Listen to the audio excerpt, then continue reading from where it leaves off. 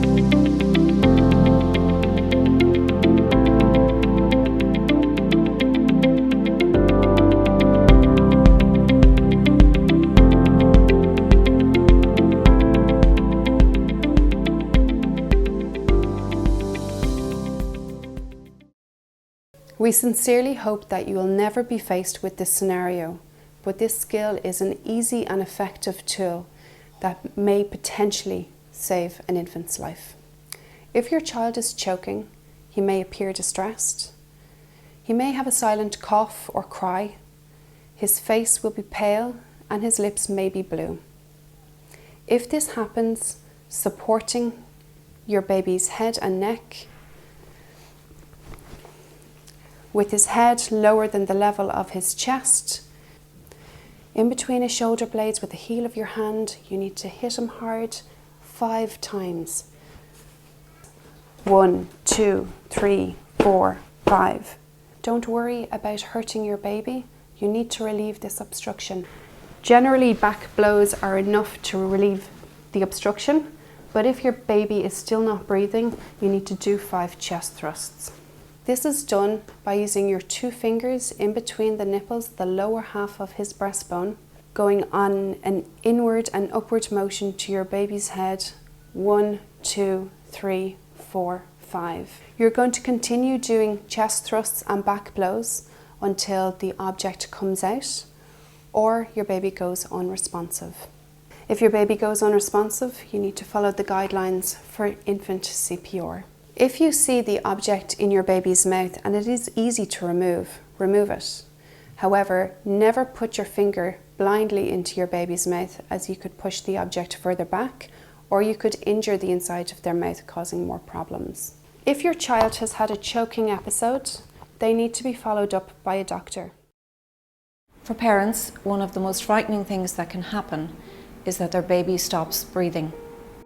Follow these simple steps to administer CPR. Begin by placing the baby on a firm, flat surface. Gently stimulate the baby by tapping the foot or squeezing the hand. Shout for help if there's no response, but remain with the baby. If someone responds to your call, ask them to phone for an ambulance. Mary, can you phone 999, get an ambulance, please? Gently tilt the head into the neutral position to open the airway. Have a quick look in the mouth to see if there is anything visible. If there is, lift it out. With the head in this position, check for breathing. Look for a rise and fall in the chest and tummy. Listen for breath sounds. Feel for air from the baby's mouth on your cheek, taking no longer than 10 seconds. If your baby's not breathing, give 5 rescue breaths by blowing gently into the lungs, covering the baby's nose and mouth, ensuring there is good seal and you can see the chest rising. Each breath you give should be approximately 1 second in duration. If there are no signs of life, example eyes opening or limb movement, the baby's heart may not be beating properly and you must begin compressions on the chest. Place the tips of 2 fingers on the lower half of the breastbone and push the chest down gently but firmly to a depth of 4 centimeters. Push fast for a count of 30.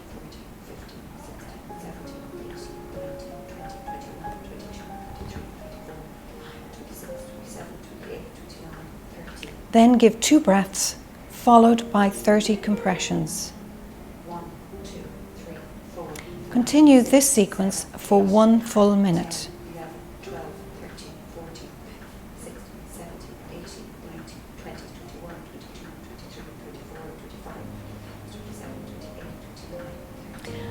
After this, if you are still on your own, make a call to the ambulance stating your emergency. Return quickly to the baby and begin with compressions, alternating breaths as seen, until the baby responds, or you can hand over to the ambulance. Gastroesophageal reflux is called reflux for short. It is extremely common in all healthy infants, where contents from the stomach backwash into the esophagus 30 or more times every day.